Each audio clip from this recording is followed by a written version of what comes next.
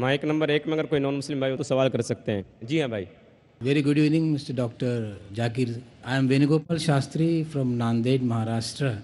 I am first of all very much thankful to our Honorable MLA from Patri, Mr. Honorable Baba Janiji, who has brought me on this stage and given me smart blessings from a great man where world loves you a lot. First of all, I would like to request all those people who have accepted Islam right now, and I request those people to run in a smooth way, accepting the line path of Allah, and in future they should have a plan ki what difference they are facing when they were Hindu and when they were Muslim. But whatever distinct qualities they are experiencing, those things should be cultivated in the people so that the changes in society will take place. That is what I feel. My question is that our economy is growing very fast, where every individual of Indian is building up in a huge way, making their pockets with full of money.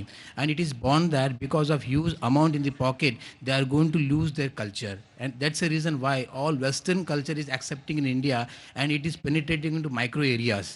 Now the question is that because of your spiritual speeches, because of your, what I mean to say, the message given by Allah to the people, what you are passing on, that is penetrating into deep corners of our people, and because of which in future, if something goes wrong, I mean to say that human, as it is written in Quran also, ki girls of our houses, they may come outside, do some illegal things. Even some people, son may treat their parents illegal way. These things are written in the Quran. Because of your speeches, if those things will never happen on this universe, then do you mean to say that whatever written in Quran is true or false? Thank you for that.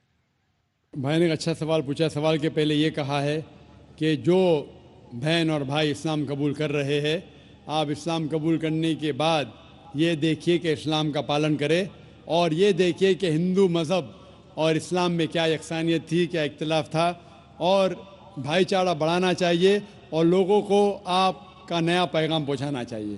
بھائی نے سوال کیا کہ western culture ہمارے گھر میں آ رہا ہے، ہندوستان میں آ رہا ہے اور یہ پرکولیٹ کر رہا ہے، اور جس طریقے سے قرآن میں لکھا ہے وہ ذکر کر رہے حدیث کے بارے میں. کئی صحیح حدیث ہے اور کچھ بات قرآن میں بھی لکھی ہے کہ قیامت کے دن جو حشر ہوگا، نفسا نفسی کا حشر ہوگا، اور یہ لکھا ہے کس طریقے سے عورت برتاؤ کریں گے، کس طریقے سے انسان بھٹکیں گے.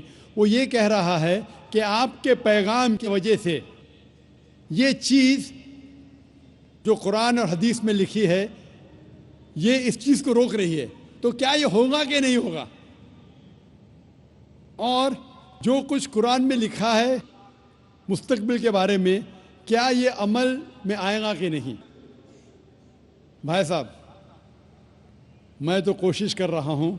میں چھوٹا انسان ہوں، میں کوئی عالم نہیں ہوں، میں اپنے آپ کو مولانا کہتا ہوں. میں تو ایک طالب علم ہوں. جس طریقے سے اللہ کے رسول نے کہا بلغوا انی ولو آیا، تو میں کوشش کر رہا ہوں اللہ کے رسول کے پیغام اور اسلام کے پیغام کو پھیلاؤں. جو بھی تھوڑا بہت جانتا ہوں میں اس کو پھیلا رہا ہوں، اور یہ ویسٹرن ٹیکنالوجی کا استعمال کر رہا ہوں. جو ٹیکنالوجی جو ہے میڈیا، اس کے بارے میں کل ذکر کروں گا. نقصانات بھی فائدے بھی ہے. ہمیں نقصانات کو فائدے میں بدلنا چاہیے. کل اس کا ٹاپک ہے media in Islam war of peace, media اور اسلام جنگ امن. تو میں کوشش کرتا ہوں کہ جس میڈیا کے ذریعے اکثر حرام کام ہو رہا ہے اس کو حلال میں تبدیل کروں. یہ ناچیز کی کوشش ہے. الحمدللہ تھوڑی بہت کوشش ہے، اس سے آپ دیکھتے کہ کروڑوں لوگ دیکھ رہے ہیں. اللہ تعالیٰ ان کو ہدایت دے رہا ہے. لیکن جو کچھ قرآن میں لکھا ہے، جو کچھ حدیث میں لکھا ہے، صحیح حدیث میں، وہ 100% انشاءاللہ ضرور ہوگا. انشاءاللہ کتنی بھی ہم کوشش کریں.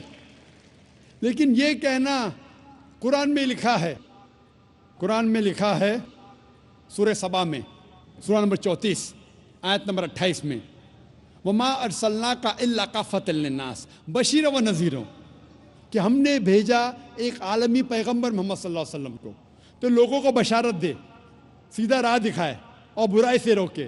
اکثر لوگ اسے نہیں مانتے. قرآن میں لکھا ہے اکثر لوگ محمد صلی اللہ علیہ وسلم کو نہیں مانتے. میں کتنا بھی دعویٰ کروں